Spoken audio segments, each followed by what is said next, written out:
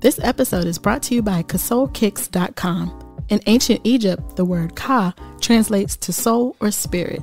At Kasol Kicks, put the soul back into your sneakers. Shop popular and custom kicks, hoodies, and t-shirts. Receive 15% off your next hoodie or t-shirt order when you use 2CP hoodie or 2CP shirt at checkout. That's the number 2CP hoodie or shirt. Visit KasolKicks.com. That's KASOLE Kicks.com.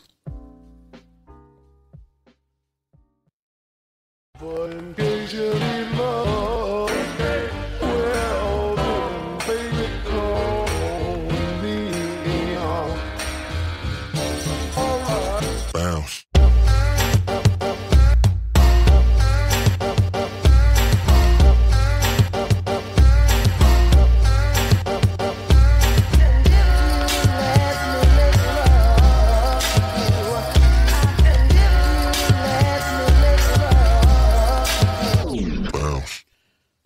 Welcome back.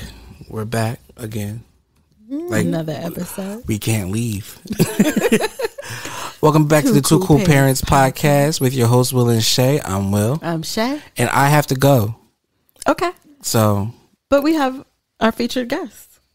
Oh, Two Cool Parents with our featured guest, Kia. Yeah. Had to put some respect on her name. Can I just say this, though? If we don't get a better intro to myself, I'm going to have to dip off and be like, look, y'all. You know how when you see those episodes in every superhero needs their theme music. When the character looks into the main camera and says, "This is some BS," that's the face I'm going to make. She's literally looking away from us right now. No, I mean, see, you know what, kid? If you find yourself your theme music, I'll load it up so that when it say we're the Two Cool Parents, and then it has nothing to do with it. And then I'm gonna come in with the theme music like. Kia, the theme music right there, boom. That's and then, it right there. That was good enough. No, right you there. You can't use the harps. The harps is for when we have the heart moment. No, I am a heart moment. A whole black unicorn. Get it? Love it. See, this is the stuff I'm talking about. And this is why. And this is why. We have to do our own. This is why. It's Goodbye. Goodbye. See, I'm telling you, I'm gonna get kicked off my own podcast, y'all. Goodbye. Please subscribe, listen, all that jazz. I'll be back later. Holla at your boy. Peace. Lord. So, my love. Hi. Hey, girl. Don't be that way, Kia. I swear. You would think. Just a little bit. Note to self. Recording 3 podcasts in one day. I'm gonna watch HGTV. Okay. Okay. Goodness gracious. People and their personalities, I tell you.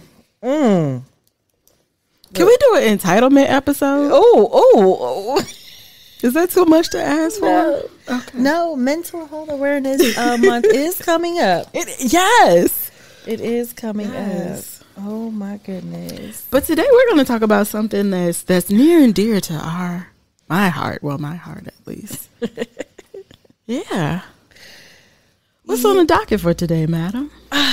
Okay, so we at Relax, Relate, Reclaim, LLC, Therapeutic Exchange, stated that we are going to bring light to a subject that kind of goes unnoticed. It is heavily marginalized, which is sexual assault awareness.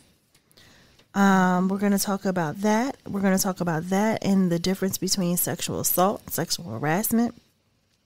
We're going to talk about the statistics of it all, including all individuals, because most of the time when you talk about sexual assault, people automatically assume that we're only speaking of women, then children. Correct. And then men. But that's not the case. If you listen to any type of social media or even in the news here lately, so many men have come out to say that their first sexual experience was a form of assault. Yes. They were assaulted by usually older female, older woman that was babysitting them, quote unquote. And they've been speaking about it. So we're going to get into that today. So let's jump in. Yeah. One of the things that we want to discuss is the difference between the two: sexual assault and sexual harassment. Shay, do you by any chance know the difference between the two? Not formally. Okay. You know, I can only base it off of my experience, what my experience was categorized as, which was assault. But I do believe is harassment based off of children. Usually it's with dealing with children. No. Versus, okay. No. The difference is assault versus harassment. Both have a basis of the act of consensualness, if that's a word. It's going to be a word today. It's going to be a word today. It's based off of, both of them are based off of whether or not the act is consensual between the parties. However, as defined by Merriam-Webster, consensual means existing or made by mutual consent without an act of writing, as well as involving or based on mutual consent. Basically, these acts are followed through with or without permission. That sounds about right. Yes. So there is also, with sexual harassment, under the sexual harassment umbrella, there are two forms of sexual harassment. Would you know the two forms of sexual harassment? I don't. Okay. The two forms of sexual harassment: quid pro quo and hostile environment. So because quid pro quo is such a hoity-toity word. It is. It is a Latin term meaning this for that. So say, for instance, you're at your place of business or your work, and your boss is, insinuating if you do a little hanky-panky. Oh, that's what that means. Yes, you can get a raise. Yes. This for that. I do remember them going over this in one of those HR meetings. Exactly. Yes. And then, of course, we transfer over to hostile environment. That would include work environment that subjected to offensive or unwanted or unsolicited comments or conduct of a sexual nature. An abusive or hostile environment need not result in concrete psychological harm to the victim, but rather need only to be severe or persuasive to a reasonable person who could perceive that this was offensive to them. Right. So you just can't be like, oh, this is offensive. And you have to say, yes, this person's comment or advance towards me was specifically offensive. And unwarranted. And I did not consent to it. With that, in the workplace, we both are working women. Have you ever had an instance like that before? Yes. Several. So all of my bosses have been male. Okay. I've had one or two female bosses, but for the majority of my working career, they have all been male. And in varying degrees of, familiarity. We have developed relationships. One in particular, I do remember we were at a work event. I had on a very low cut dress. And for those who don't know, I'm a little bit of a busty girl. Double D. We out here. We all we got. And I had on, it was a cocktail event, and I had on a cocktail dress. It just happened to be a low cut dress. And he said, damn, really loud in front of everybody. He was like, you look good. He would say, you look good with a T, that's what he would have said. Wow. And it took me back for a moment. And then he literally composed himself in that. He must have forgot. Yes, because he literally forgot where he was, what he was saying, and apologized profusely. And then afterwards even was like, hey, I am so sorry. If you feel like you need to report me, I will absolutely go to HR. I didn't mean to, put you on the spot and make you feel uncomfortable in any way. Please. He was I felt like he was very humble, but I did let him know in that moment. I was like, that's not okay. Right. At any time. Right. Luckily, HR was there. So, because it was a work function and it was like a holiday kind of party. And I think she did. I noticed that she immediately came over afterwards, and I'm pretty sure they had some words. But that was my, and that was, maybe about 5-10 years ago. But that was my first kind of in work, something happening where I had to like have HR involved. Right. What about you? You say that. Yes. But this was different. This was, it wasn't necessarily at a function that it was just a random, a coworker thought that it would be funny to pop my bra strap like we were in middle school. What? Yes. And it literally took everyone by surprise. You know those moments that when it happens, it's like, yes, I would have. Did that just happen?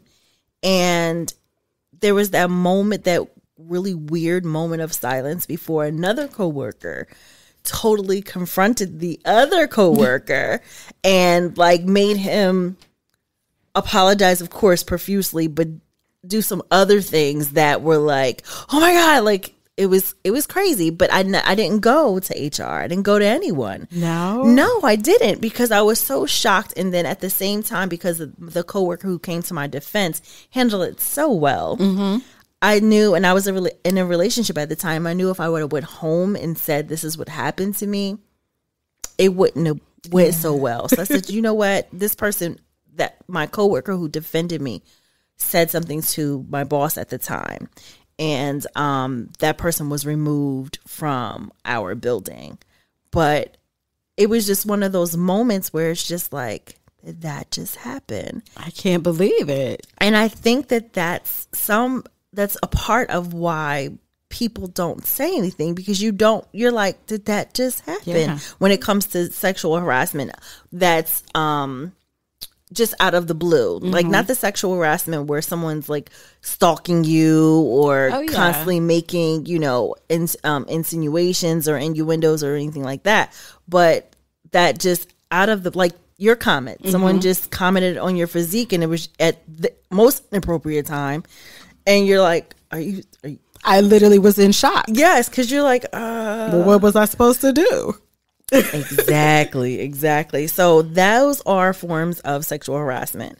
When we talk about sexual assault is, it refers to a sexual conduct or behavior that occurs without explicit consent from the victim. And the forms of sexual assault include attempted rape, fondling or unwanted sexual touching, forcing a victim to perform sexual acts such as oral sex or penetrating someone's body without permission. And all of those are under the umbrella of rape. So we have 3 different types of definitions when it comes to what's the difference between sexual assault and sexual harassment. During one of my grad classes for my trauma awareness certificate, one of the projects that I did was to focus on a marginalized group that gets, I don't want to say, what's the word I'm looking for? It's totally like escaping me, but is the female group in the military, females in the military, excuse me. I don't know why I can't speak right now. Females in the military. And when I did my research, I found out so much and how it's so different for us as civilians versus women in the military, and how to report the different steps they have to go through, the hoops they have to go through to report. I can only imagine. It's unbelievable. And also in the time frame for women in the military, in the time frame it takes to go through the process of actually sitting in front of a judge. By the time you actually get a chance to talk to a judge in the military, over a year has passed. Mm-hmm. Over a year. Mind you, you're still working because they don't remove you from your post. You're still working with your assailant. And so I learned so much about this. And April is Sexual Assault Awareness Month. So I figured this would be a perfect opportunity to talk about it. Shay, what is your experience when it comes to not your personal experience, but just your awareness of these entities? So now I would say because of my personal experience, I'm more aware. Mm-hmm. I have become almost hypersensitive, so to speak, around this subject because I have triggers. Okay. Those triggers come far and few between now that so much time has passed. Mm-hmm. But, I can vividly put myself in those situations, in those shoes, and see how, for the instance, when you were talking about the women in the military, how very uncomfortable and humiliating it must be to first, identify someone, whether that be a senior officer or, a comrade, a fellow comrade, and you still have to report to them or you still have to work with them every day. Or in other situations where it's domestic, you're still there with your assailant every day. So, because of this, and I will say my family, I only made my family aware just a couple of years ago. Wow. About what happened to me. So now, I am trying to advocate for those who feel voiceless, who feel as though they don't have power, that they don't have a voice, that they can't do anything about it. And so for me, I've now become, to answer your question, I've just become more aware in trying to make sure that I'm well versed in these areas, so I can continue to provide support, whether it be through an encouragement group or I'm in a Facebook group, or it be speaking to you today on the podcast. So thank you for sharing that, and thank you for just opening up our eyes to how you've basically had to mold your life differently because of your situation. And we'll talk about that a little bit later. But as I was telling you, I did a report on the women in the military and finding out the differences between civilian life and military life for things that happen like this. Like for us, the first step is, of course, call 911.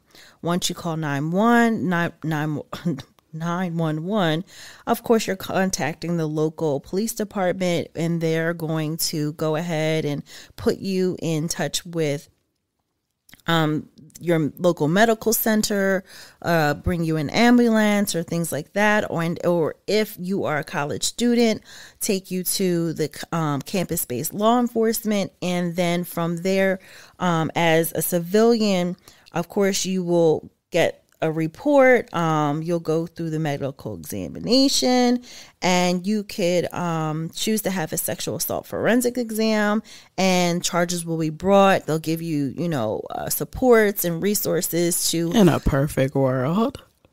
Yes, in a perfect world. But just, again, this is all black and white. So I'm going off of statistics and things that I found. So, but on the other half, in military life, first thing they tell you is to find a safe location away from the predator. Then if you choose to speak to someone know the difference between restricted reporting and unrestricted.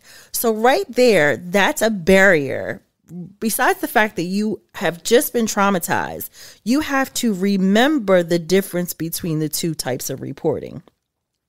Once you figure out which type of reporting you want to do, you have to contact your SARC, SARC, Sexual Assault Response Coordinator / your VA, victim advocate, or healthcare provider. If you choose to contact your chain of command or law enforcement, know that once you do that, you've opened up a restricted report. Yep. So again, the hoops that you have to, so let me back up. So restricted reporting allows the sexual assault victim to confidentially disclose the details of his or her assault to specific individuals and receive medical attention, treatment, and counseling without triggering the official investigation process.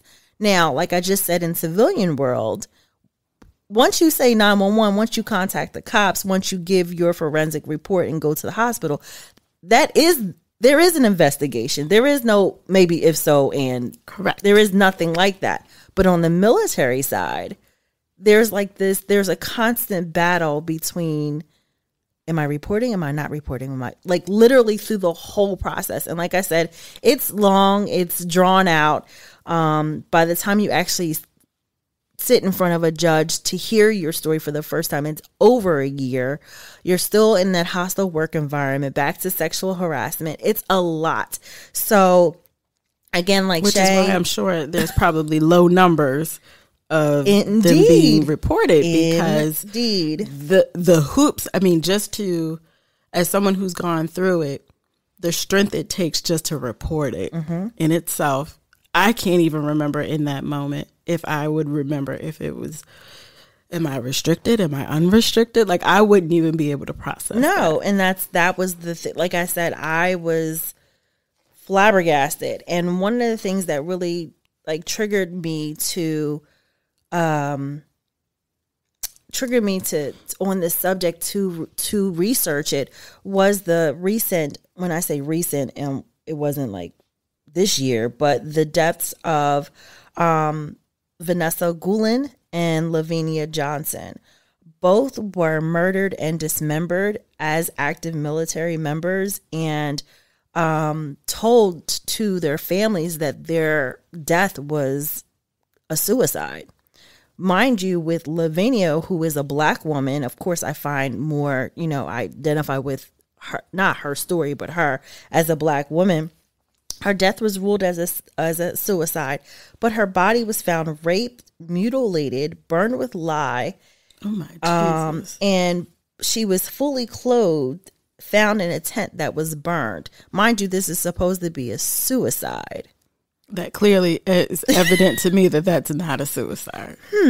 So with Vanessa Guillen, recently the I Am Vanessa Guillen Act was made, which is a sexual harassment within the Uniform Code of Military Justice, and moved prosecution decisions of sexual assault and harassment cases out of the military chain of command.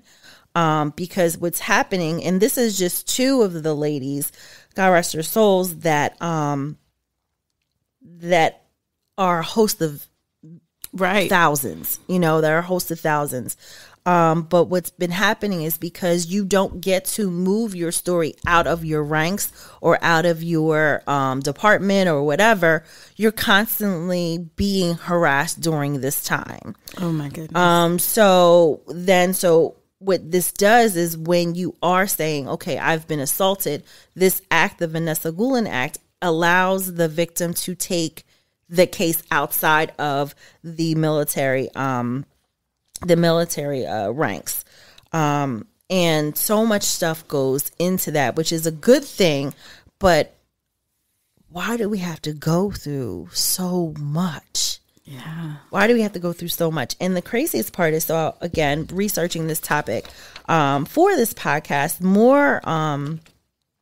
more statistics.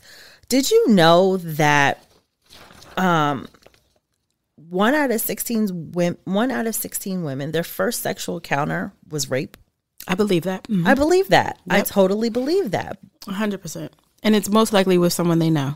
Yeah, and it definitely is most likely with someone you're with. Women ages 18 to 44 found that for 3.3 million women in the age range were raped by, I'm sorry, I can't read my writing. Was raped, and that was their first sexual encounter. 3.3 million in the age range of 18 to 44. That was their first encounter. Basically, if the two of us are sitting here, one of us has a rape encounter. I should clarify that. If there were 16 women in here, one of us would have had a rape encounter as our first sexual encounter. Yes, of exactly. life, period. Yeah, and the craziest part is, so then you go on. So one of my hugest resources and go-tos is the RAINN, RAINN organization, to get these statistics and to provide resources for our listeners. But another statistic popped up. It says every 73 seconds, an American is sexually assaulted. 73 seconds. How long have we been recording? 25 minutes. Yes. So I can't do the math on right. that, it's just like, but what? It's an astounding amount. And that's why I think it's so important that we're doing today's episode. It's so important that people find their voices. And I love the fact that so many men are now coming forward and saying that their first sexual encounter with a woman has been rape, because a lot of times this woman, they are young and impressionable. I'm talking 11, 12, and this older babysitter or woman who was in their life is 18, 19, 20. You know, that is not okay at any, aspect. I have a young son, and I don't want him to ever be in that position where that's his very first encounter. But the crazy part about that is, let's just think about that for a second. So in the culture itself, we as young girls, I wouldn't say predators are out there just gawking. But if we sit there and say that we were touched by an older man, it's like, it's vilified, you know? Absolutely. But let's turn it around. How many times have we seen a TV show, a comedy show, just the barbershop talk? Oh, yeah. When it's just like, yeah, when I was so-and-so, me and my baby used to get it in, all of that. And it's like, but you were still a child. Yes. It's glorified for a young boy to lose lose his virginity at such a young age to an older woman. However, it's not the same. And you have two children. You have a boy and a girl. Absolutely. Speak on that part. Well, I have already started with both of my children, just letting them know, number one, I have a daughter who's 8, so she's kind of approaching that age where her body will go through a change. She and I, this past summer, had that whole it was uncomfortable for me, but I had to have that conversation with her that as she is growing into and maturing into a young woman, that there will be opportunities. There will be, I won't say opportunities, but there may be a situation that comes where she may feel as though, hey, there's this young man, I kind of like him. He kind of likes me. Well, let's talk about private parts and what kind of things that they do. Right.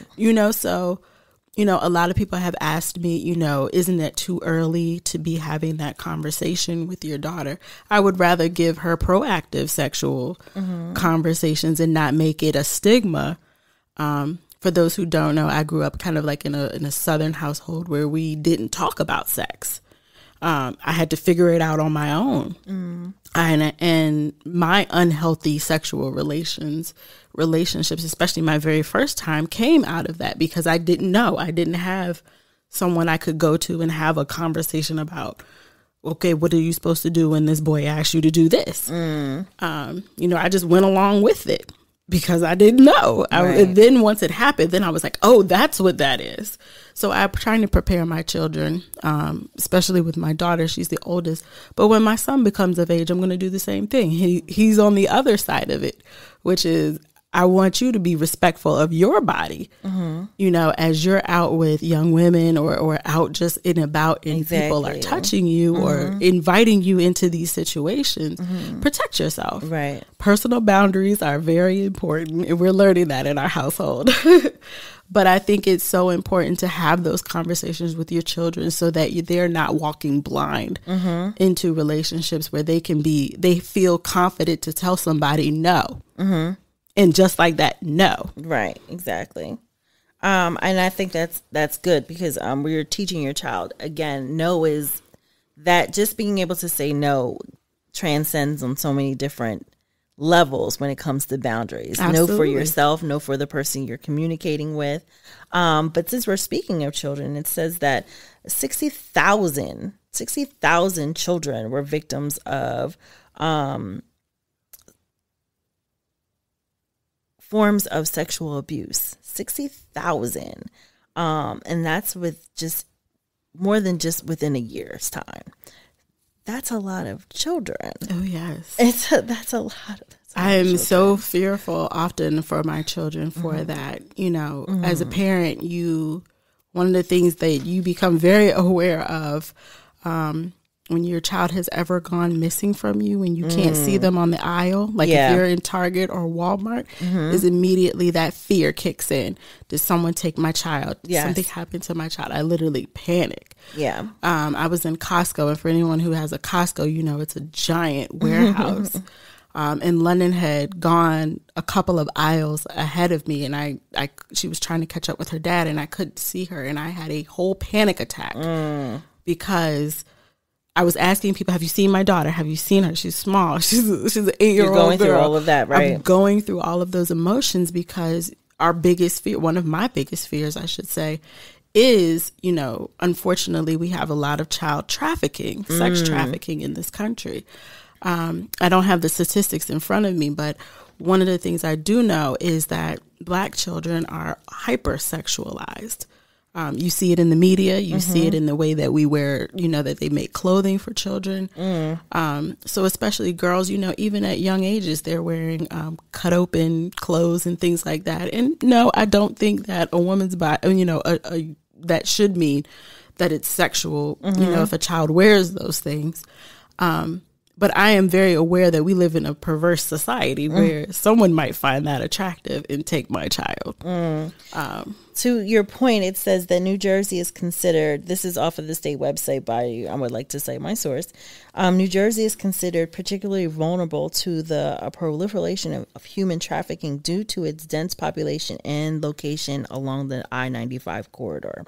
So there you go. That is the exact reason why, you know, and here she was just a couple of, you know, aisles over, right. Trying to catch up with her dad, and I was having a whole panic attack. But for that exact reason, Kia, is I know that leads to, you know, a specific subset of the population who wants to harm children.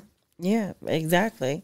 So when it comes to sexual assault, sexual harassment, again, a lot of things fall under those umbrellas, but one of the biggest advocates for protection and advocacy and prevention and just awareness is RAINN, RAINN. And as I said, this month is Sexual Assault Awareness Month. And one of the things that they are doing in support of, I believe it's April 28th is Wear Denim Day, where they are asking, obviously, people to wear denim to bring attention to sexual violence and bring awareness to it for prevention reasons. Again, we already said that every 73 seconds an American is sexually assaulted, but every 9 minutes of that every 9 minutes, the victim is a child. So that even breaks my heart even more.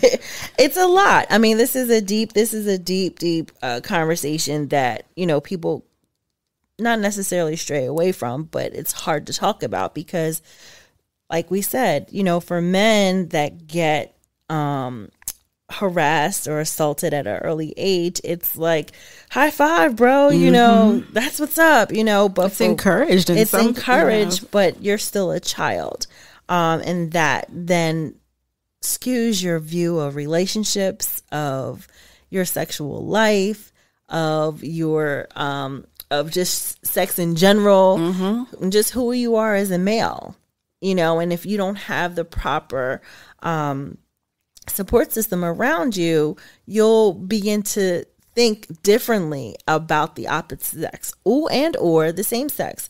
So, which another statistic, 80,000 inmates are sexually assaulted and raped each year. Wow. 80,000. And there was a plus or minus around that. So, again. I mean, and these are probably stories that I think we've all heard, but we just didn't know the numbers around it. Mm-hmm. You know, if you've just listened recently to, you know, the things that are going on in the United States, we have a big flux of migrants coming in, and they're in these camps. And my heart goes out to them because I can only imagine what's going on there. Yeah. You know, detention centers and all these other places where, you know, quote unquote bad kids go to. Yeah. You know, all the way up to, you know, the penal system. And the number is astounding is 88, you know, plus or minus. And those are the only ones that are reported. Same thing goes back to the military. So we have a lot of institutions where reporting or getting people to report is that is the barrier in itself, because there's stigma, there's you know, fear of backlash, fear of, you know, retaliation from your accuser, especially if you have to be with that person. Oh my goodness, you had to work with that person, see that person every day. Yeah. That should fall under some sort of mental abuse or some sort of like separate segment. Like you get dinged for this and that. Yeah. Yes, you should get doubly charged. Yes, indeed. But again, with these, the Vanessa Gulen, I think I'm saying her name right, act that came into fruition recently. It's a slow process. I don't understand why it is so slow, but at least we're not where we used to be. But one thing that you can do here now without politicians getting involved, without, you know, going through that whole process of getting a bill enacted, is to stop two things. Well, to stop one thing, which would be the victim shaming. The first thing that, you know, as you spoke about it a little bit earlier, the first thing that most people do when these things happen is, well, what did you do? What did she say? Which is the worst one is, what did she wear? What did she wear? Like, because and that was the very first question I was asked. What did you have on? Right. So like that's an all call to be attacked, to be violated.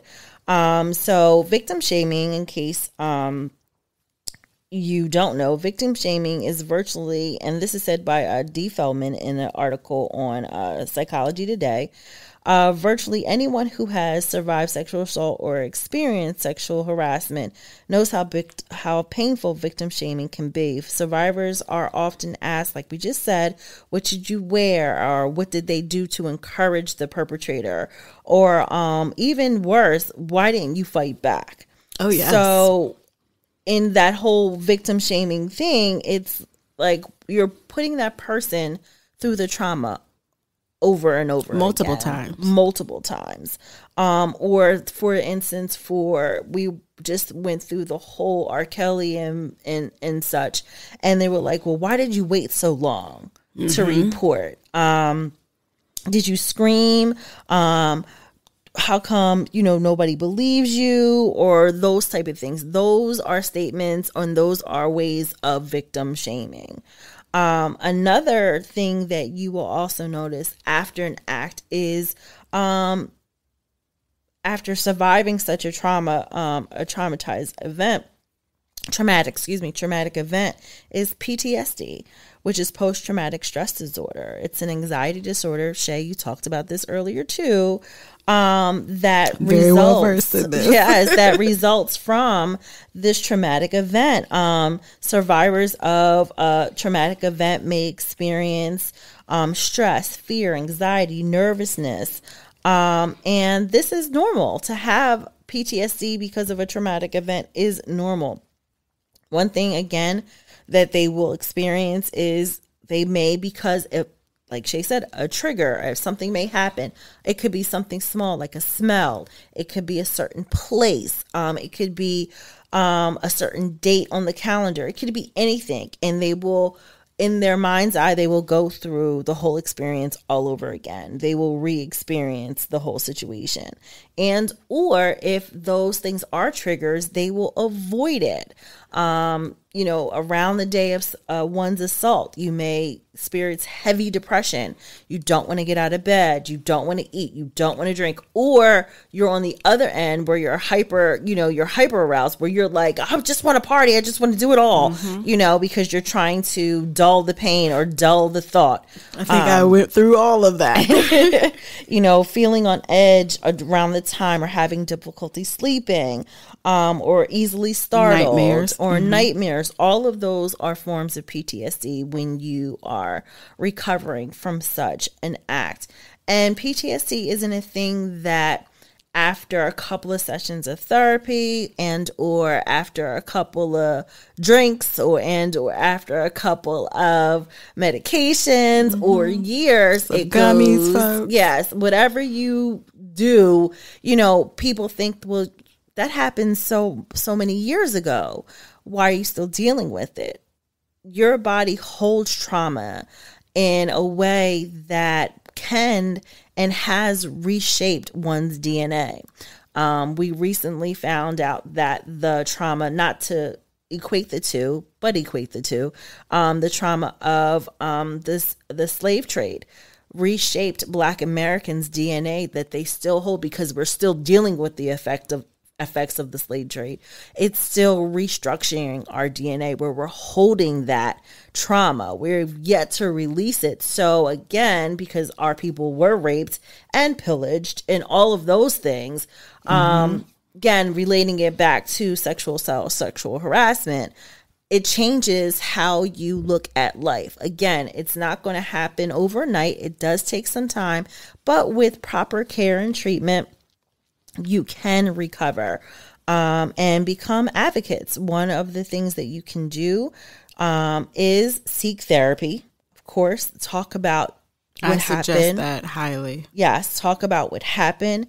Become an advocate for the cause. Yeah. Share your experience. Talk about what happened. You could volunteer with these organizations. You could speak out. You could also find... Rain has a phone number. Let me find it. We could put all this information definitely at the end of our show notes, so you can easily access it. But these are wonderful resources that you can use to, even if you just feel very strongly about the cause, you can link up with some of these things. And I believe Rain has at least satellite offices in most major areas. All over. So there's a national sexual assault hotline. It's free. It's confidential. It's open 24/7. It's 1-800-656-HOPE, HOPE, 1-800-656-HOPE. So that is the Rain number. You can call and you could say, you could report, you could share, you could vent, and you can also be an advocate. You could volunteer your time. What were some of the things that you did? I was so very fortunate at the time to have a boss who, first things first, immediately allowed me to have the time off. Immediately after it happened, I was like, I just need to go and hide. I felt very shameful. Yeah. But he encouraged me to go through our employee assistance program and seek out a licensed therapist. And after I did, that was hard. I specifically went to a therapist who specialized in sexual trauma. And that was hard because once you report it, you have to tell it a bunch of different times. And that becomes the hard part. You literally relive it every single time. Right. But she empowered me in that moment and said, the more you tell it, the less power it holds over you. That's with anything. Yes. That's with anything. And so I eventually got over the fear of just talking about it. And then from her, I went to a family therapist, and we talked about different family things. And it was brought up in my own family therapist that my mom had experienced sexual assault from a person that she trusted in her family. And so here I found a bond, a sisterhood, you know, and in those moments, it was like, thank goodness, you know, not that we had any issues previously, but it was just like, here's a connection I have, and I leaned into that, and we healed together, yeah, so to speak, because I didn't know she had been holding on to that for 40 plus years. Wow. You know, she never told a soul. You know, and so that moment, that moment in that therapy office will stick with me forever. Wow. Of just both of us releasing that shame, that fear, that anxiety, that worry, and then really and truly me getting involved in different Facebook groups and connecting with other groups and talking to other women who had similar experiences really helped me then get to the point where I could move past the anger and move past learn how to, I guess the word is mitigate my my triggers. So I would have, because at the time I got married 2 years after, I got married. Yeah, 2 years, 2 years after my incident. And it would come up every time I had to have relations with my husband. And so I had to go back to another therapist. But this part was good because she encouraged me to go to group therapy to talk with women who were also married, who were also, you know, kind of we were all kind of in the same thing. And so I was able to be able to compartmentalize that this person loves me, this person wants to be with me, this person is not hurting me, even though the act is the same. It's out of love. Right. And that's what I needed. Wow. Yeah. That's a lot. So I spent a lot of time in therapy for it. Yeah, you would have to. Yeah. Because a lot of the resources are saying that you must take care of your mental health. You have to take care of your body, make sure you're sleeping, make sure you're eating, because you can, without being able to release this stuff, you can fall definitely into a heavy depression. Oh, I did. Absolutely. Those first, I say 6 weeks, I barely functioning, you know, and I'm just so thankful I had the boss that I did, because he was able to kind of block me from a lot of the questions that people were saying. Well, how come, you know, she's leaving during the day? Because I had my appointments during the day, or, you know, I had to go follow up with the police officers and things like that. So I would have to leave often. And he would just say, you know, she's dealing with a personal matter. Very nice. And so I was so fortunate and so blessed to have him be able to kind of block that. And then he allowed me to have extended hours. So say that took 2 hours out of my day, I could make that up, you know, you know, whether at home or things like that. And I really had the flexibility to get myself back together. And I honestly couldn't have done that without having a support system and just being able to talk to someone. The hardest part for me was the way I was treated. It wasn't necessarily the act. It was the after the act and the way that people automatically victim shame you. It's, what did you wear? Why were you out late? You know, what were you doing? And the person who assaulted me was a good friend. This wasn't a stranger. You know, this wasn't, you know, where I have no ties to this person and it's kind of like a random act. This was someone I knew, someone I trusted, someone I had built a relationship with, someone that I had previous relations with, someone that I trusted. And literally I had on sweatpants and Jordans. And, you know, how everything came about was, oh, sorry, are we not there yet? No, I was just going to let you go. Why don't you speak on that? Tell us your story. Tell us what happened. Sure. So it was August 23rd. I'll never forget the date. That's just something that always sticks with you, I think.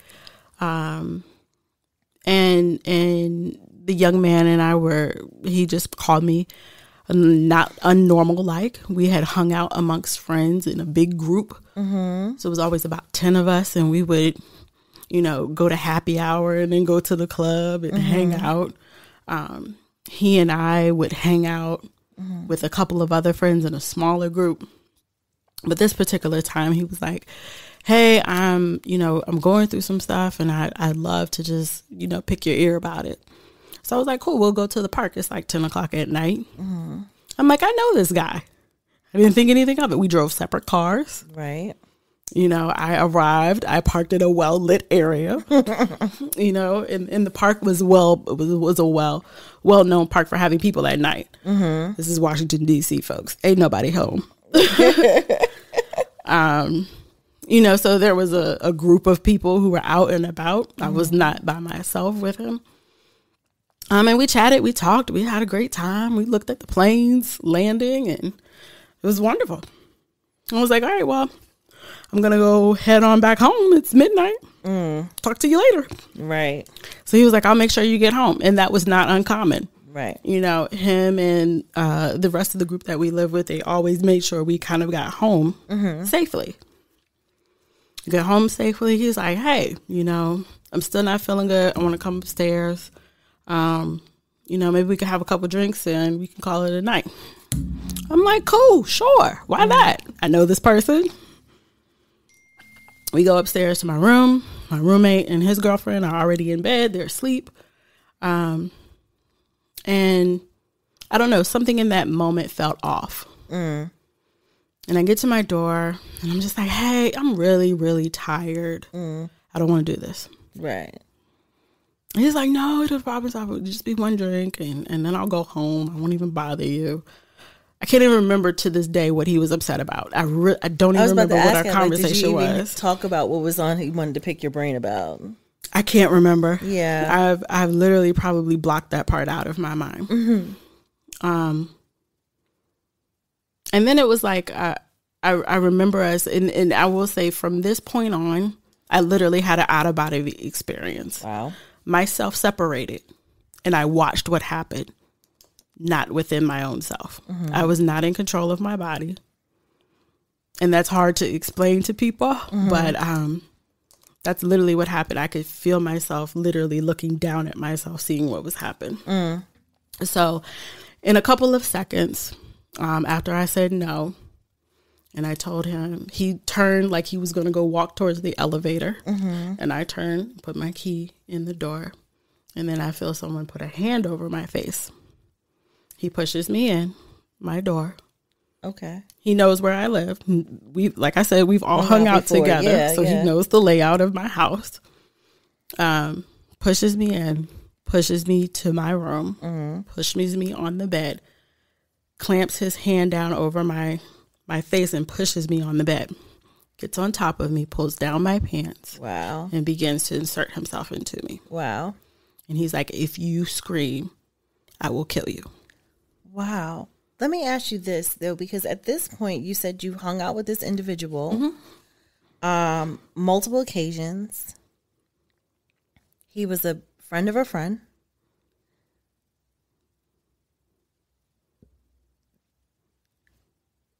Did you see any of those type, and I'm saying this for a reason, those type of traits in this individual?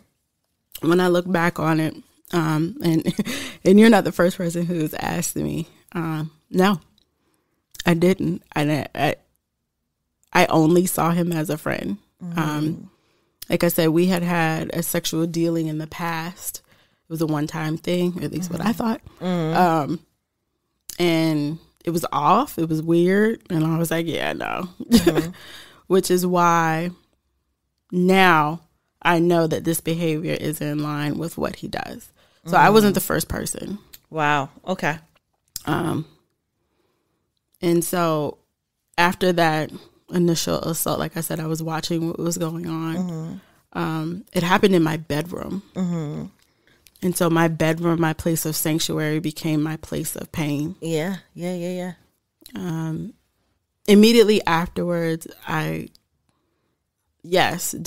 people asked, did you fight him off? Yes. My shoulders used to hurt for days because I was trying to push him off me. Now, back then I was like 180 pounds. He had to be like 250. I got T-Rex arms, y'all. Like, I can't push shit. But I tried. So much so that my arms and my shoulders, my forearms, all of that area showed stress because I had to go through a stress test. Showed stress that I was trying to push my assailant away. After that, in the very hour afterwards, after it was over, he then calmly walked out. He was like, I'm sorry I did that to you, and walked out. And I literally sat there for like an hour. What balls? That's what I said. It was crazy. Wow.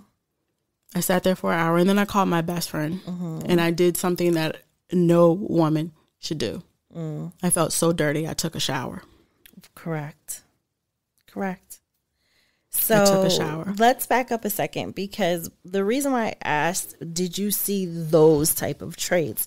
One of the biggest misconceptions is that when you are speaking to someone that has been traumatized in this particular way, you automatically assume there was something that they could have said, did, notice to prevent this from happening. Absolutely. But one of the things you don't take into consideration, and I think people that do interview sexual assault victims now people are more aware, but previously this was 2011. They don't take into consideration someone's psychological background or psychological state at that time.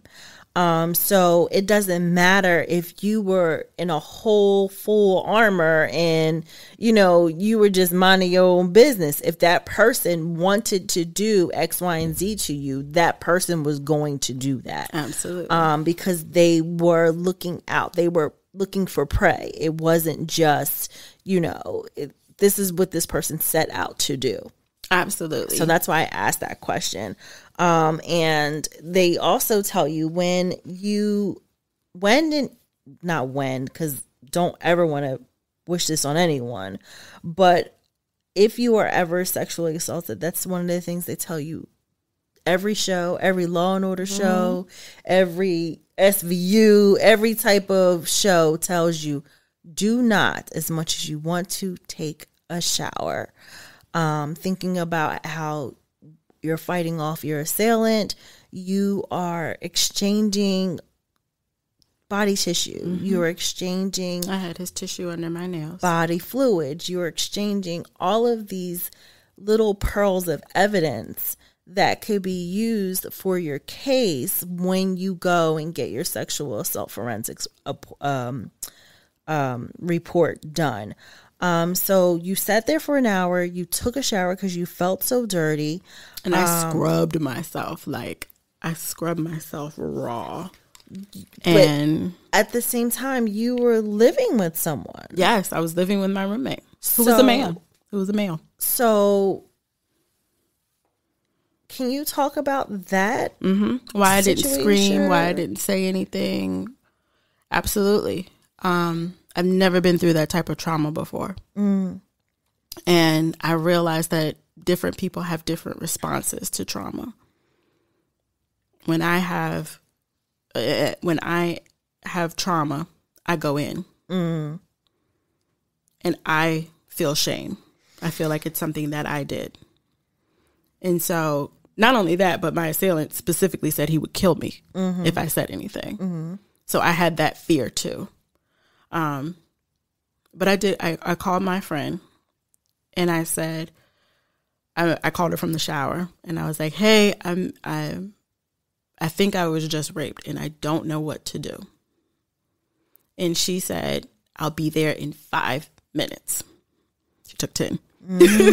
But she raced over here. This is like, 2:00 in the morning. Yeah. And she literally got me out the shower because I was just sitting there with the water running on me. Right. She realized that in that moment I was paralyzed. She asked me what clothes I had on. She packed them in a bag. We got coffee, and she drove me to the hospital. After that, I remember I said it in a very small voice. They were like, well, what are you checking in for? And I was like, I was assaulted. And the lady would speak up. I was assaulted. Okay. Name, date, birthday. You know, you go through the whole process. I go through the rape kit. A lady was like, there's probably not much evidence because you took a shower, but we'll clean out your nails and we'll give you a stress test. I did all of that. And then the police department came in. And if you've never been questioned by the police, it's not an easy thing to do, because the very first question that the male police officer asked me was, well, what were you wearing? And I said sweatpants and a hoodie and some Jordans. Yes, this was August. And I was in the sweatpants and a hoodie and some Jordans. What difference is it? It didn't make a difference if I was in a G-string and some heels. No one has the right to. This young man had it in his mind that that's what he was going to do. Right.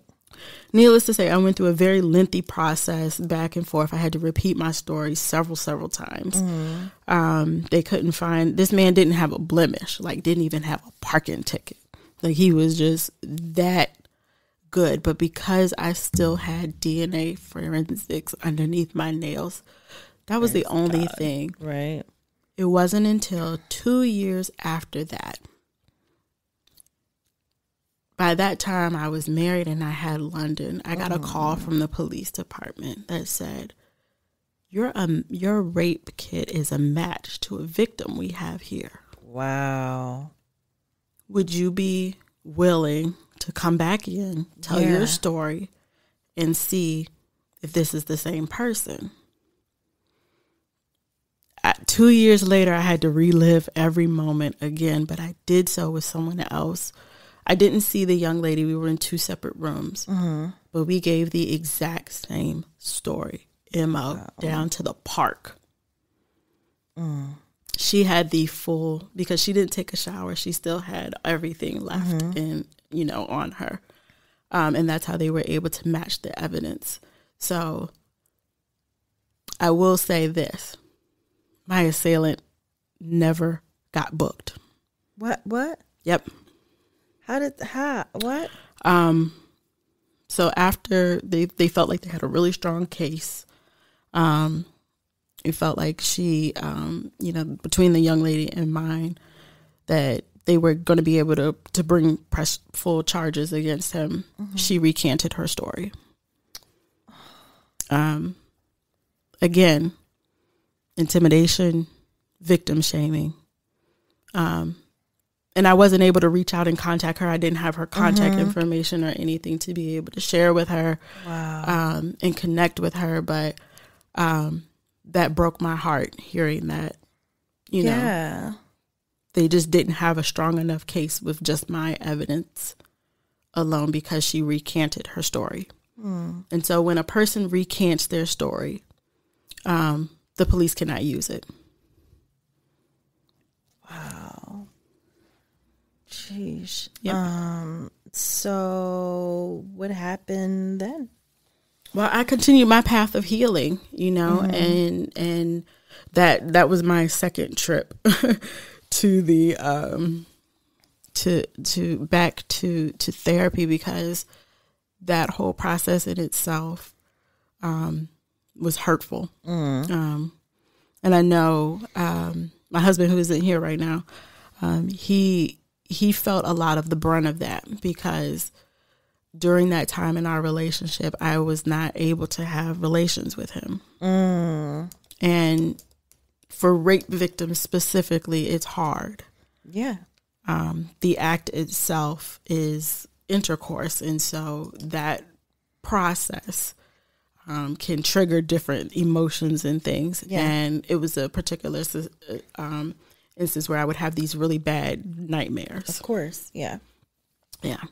And so I needed to go back and get talk it out and journal and do all the different mindful things that you do when you start having triggers and you get to a certain point and you can't seem to function. Mm-hmm. I still had that same boss, and he was like, keep getting the help that you need. Right. You're going to do great. You're going to do all the things that I know you can do. Mm-hmm.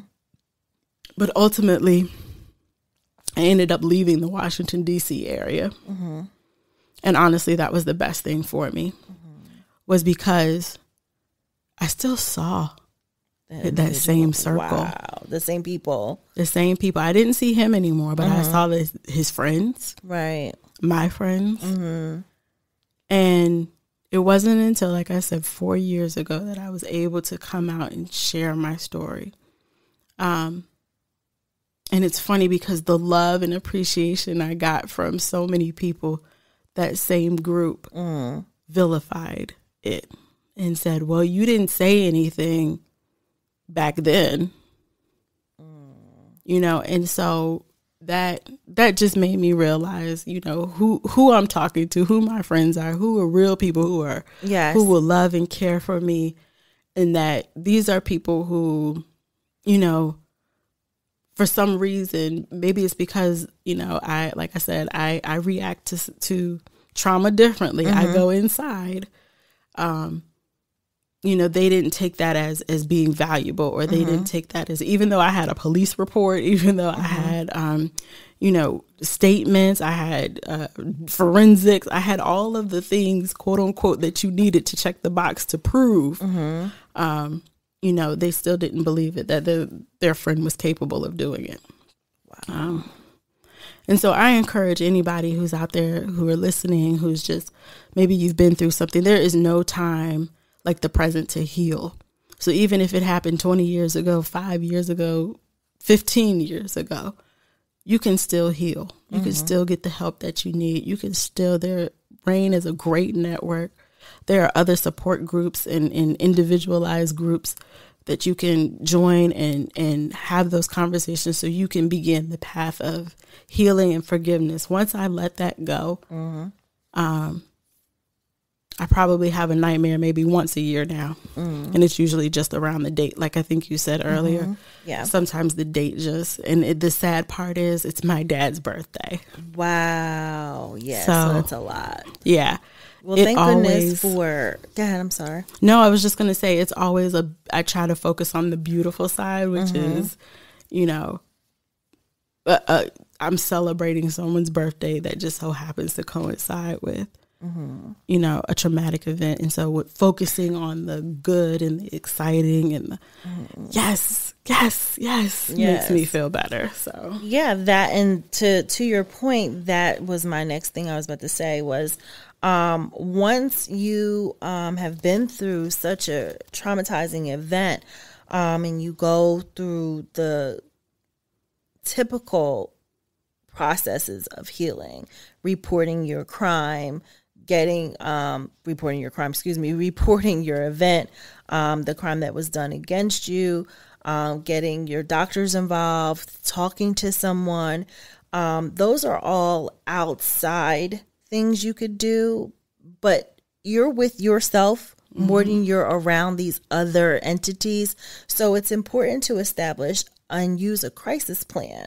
Know who you can call when, you feel these types of triggers bubbling up, because a trigger is always a bubbling up type of I would agree. It's of reaction. It's kind of brought on, and you can feel it coming. You can feel it growing, and to have your support system around you. Know what techniques help bring calm you down. Deep breathing, drawing, journaling, talking to a therapist, pampering yourself. And that's definitely one of the things that I strongly encourage, is to begin to love yourself in those moments in a way that you need. Not what some book says, not what what you need. If you need at that moment to just close the door, turn off all the lights, and just breathe and just visualize yourself on somebody's beach,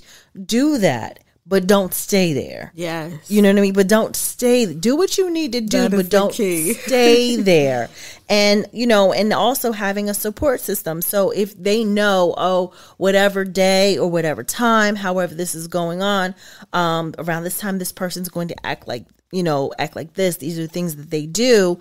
Know that, okay, talk, have a conversation. And of course, when you're violated, it breaks all levels of trust on so many different levels. So your relationships to your best friend, to your spouse, in your case, can go through so many different levels of rebuilding. Mm-hmm. But once you have, if you have that, trust them enough to say, this is what I'm going to go through. If I'm here too long, come get me. Let me go through it. But if I'm here too long, come get me.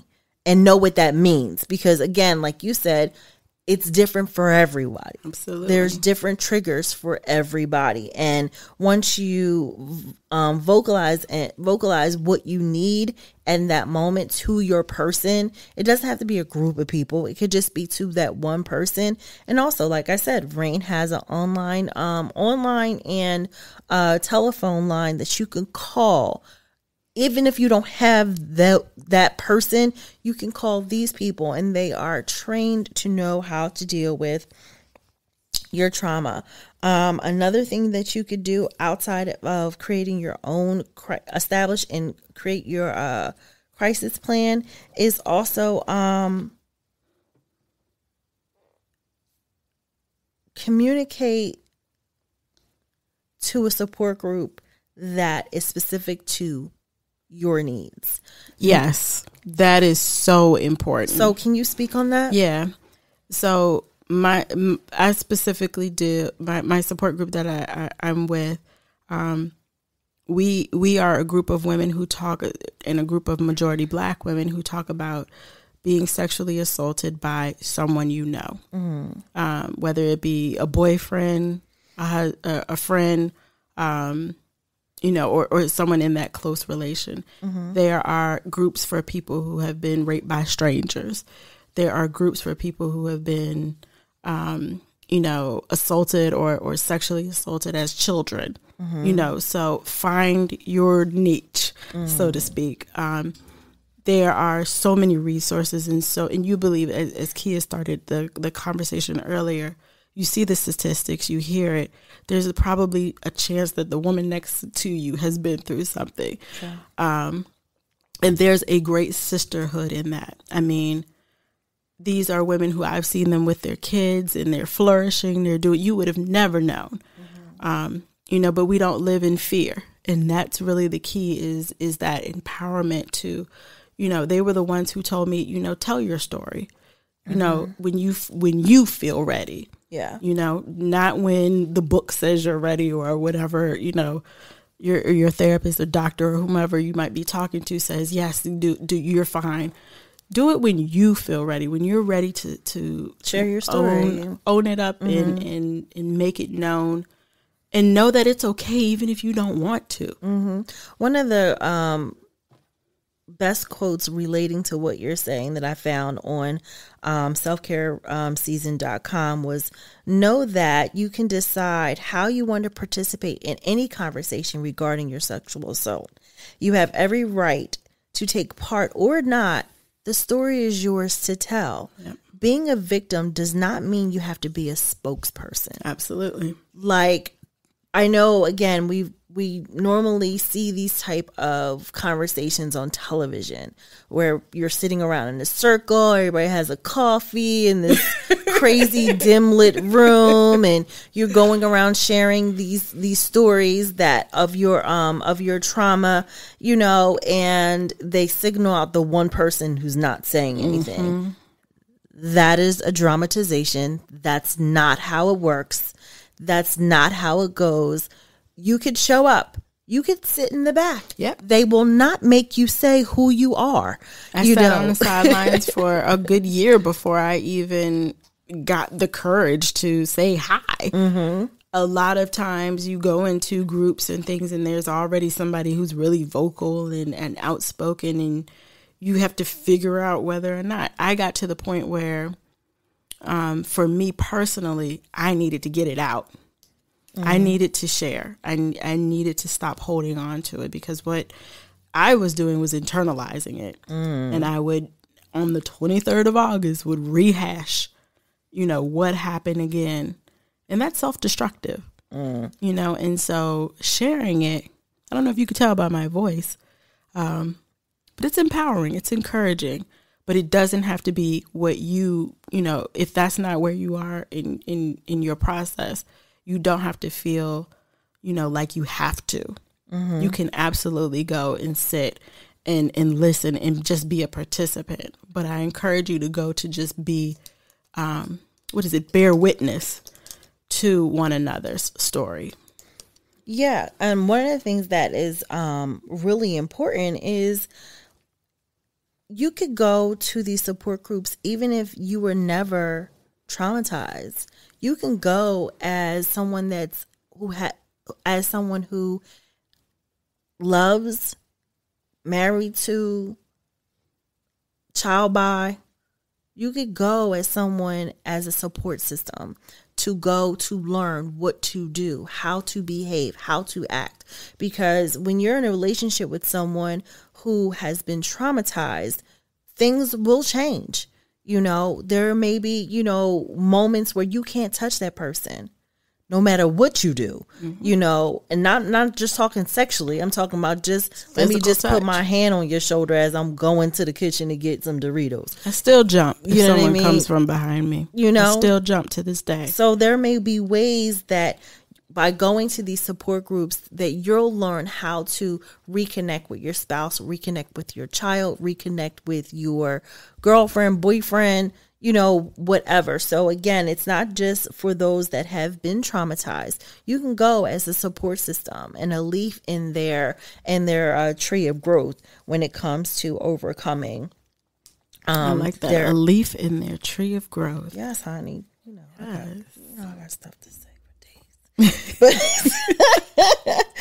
But yeah, it is definitely something that we wanted to bring awareness to. When it comes to your story, Shay, and again, thank you so much for sharing it.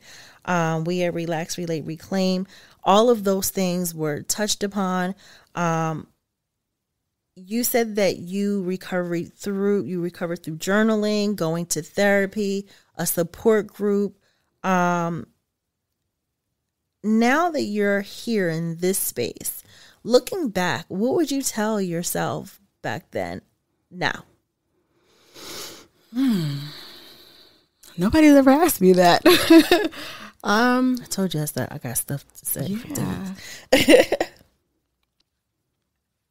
Honestly, I would tell myself not to take that shower. Yeah. But more importantly, I've beat myself up about going in the first place. But I did nothing wrong. I stand by that. If a friend says that they need help, that's who I am to the core.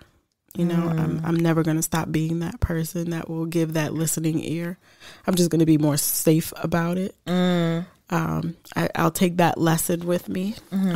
But yeah, I would tell myself, not to take that shower, that maybe more could have been done, in my story. I could have had, it could have been an open and shut case with just me and someone else didn't have to go through it. One of the things, and thank you so much for that, because one of the things that you, as you just said, I was like, oh, I got to say this. You think about the others. If I could have, if I would have. And that's one of the double-edged swords of recovery, because you want to advocate for the others. But also while you're doing that, I said it's a double-edged sword because it also lends itself to you falling on that sword because you couldn't save. Say, for instance, because you took that shower, you could have totally blamed yourself for the second girl's trauma. Which I didn't. But I'm saying that you could have. And some people have. So being able to have someone as a therapist, as a counselor, as a friend to tell you, you did what you could at the time.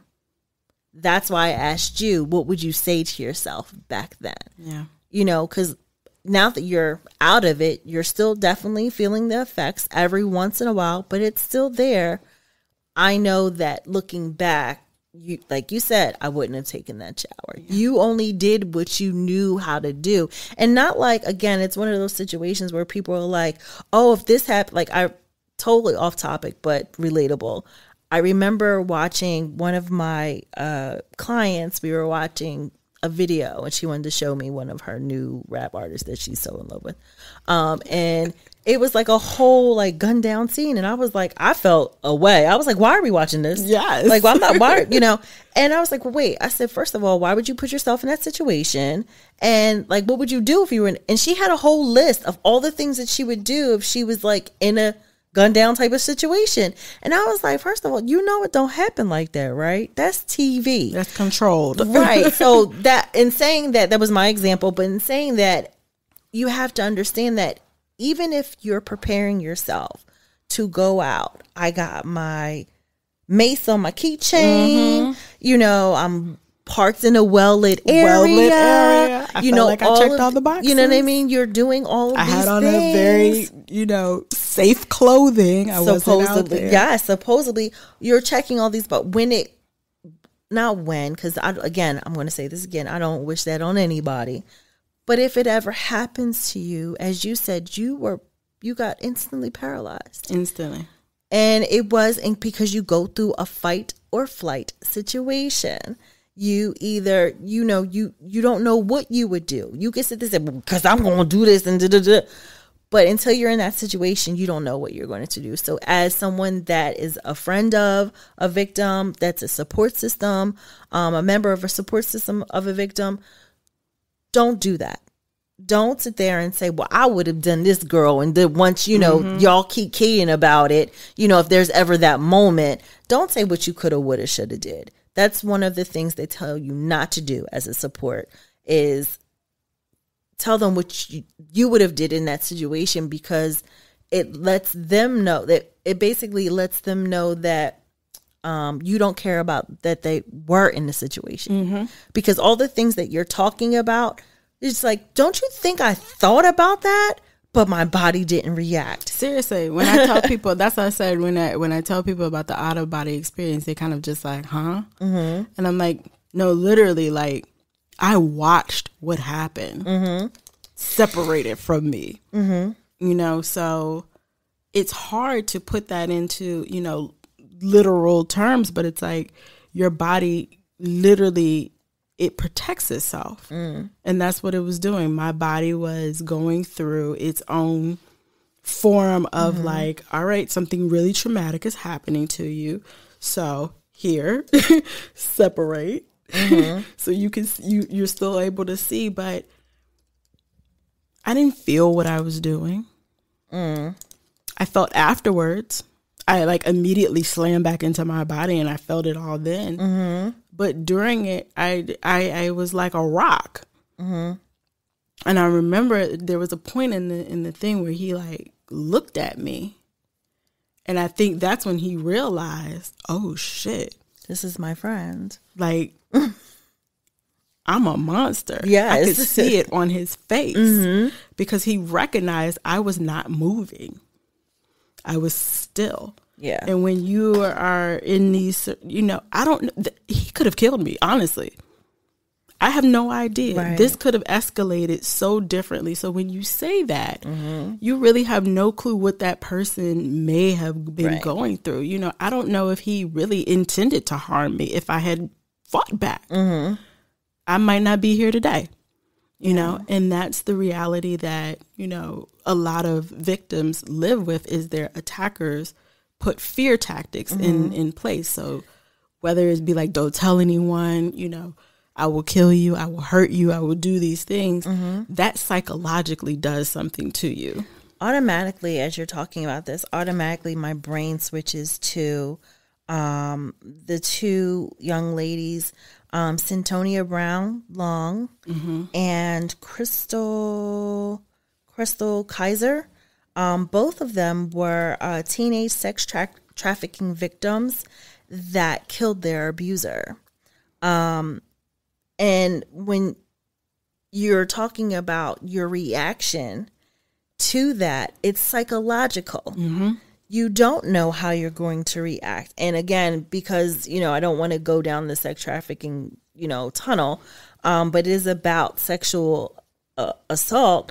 You snap. Yeah. You know what I mean? You snap. They made a whole show about snaps. Yes, exactly. You snap. You either go to the left, you go to the right. You really don't know how you're going to react. In these two young ladies' case, women now, they snapped and they killed their abuser, which that's a whole nother story. I ain't gonna go there. Yeah. But and to this day, I don't wish death upon the young man. No. I honestly don't. I have forgiven him, and I wish him, I wish he gets the help. I hope he has gotten the help that he needs. That's all. Yeah, I can't. Because for me to hold on to that means I'm still holding on to what happened. Good one. And for me to move forward. But this is the best part. This is the best part. I'm raising a son. And I can tell him, this is not how to behave. This is not what you do. This is not,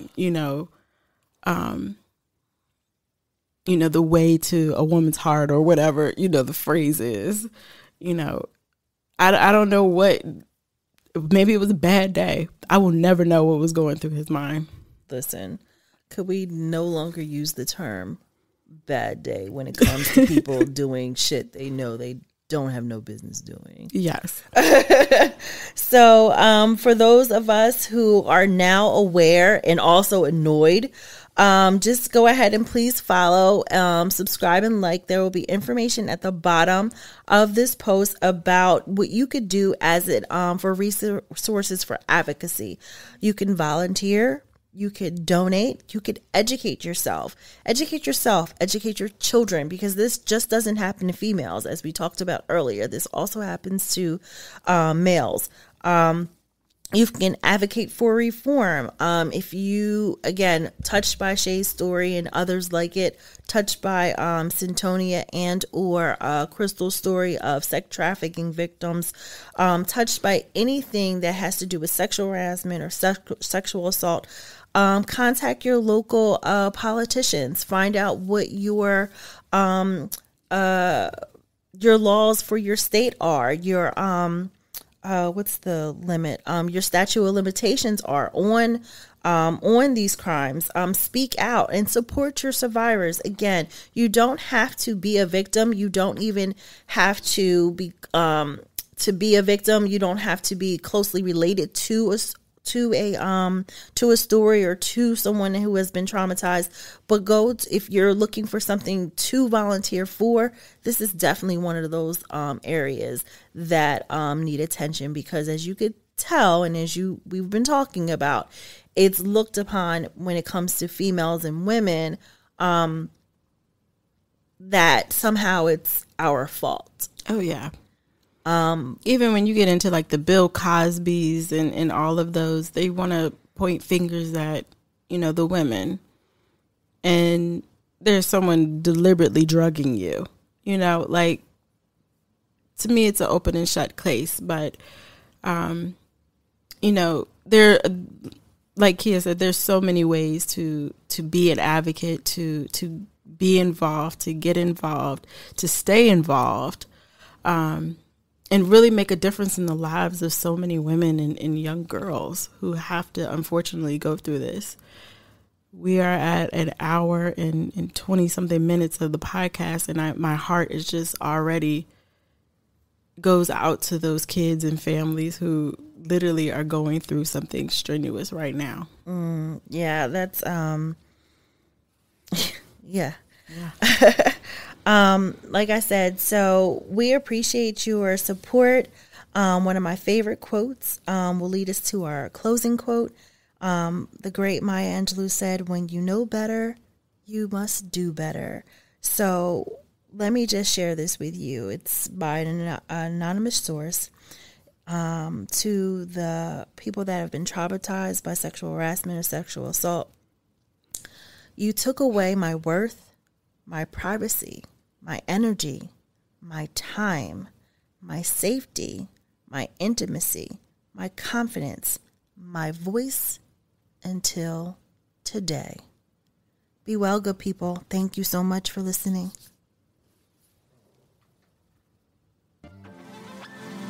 Thanks for tuning in to the Two Cool Parents podcast with your hosts, Will and Shay. If you enjoyed this episode, please like, rate, and share it with others on your favorite podcast streaming platform. To catch all the latest from us, follow us on Instagram at Two Cool Parents Podcast.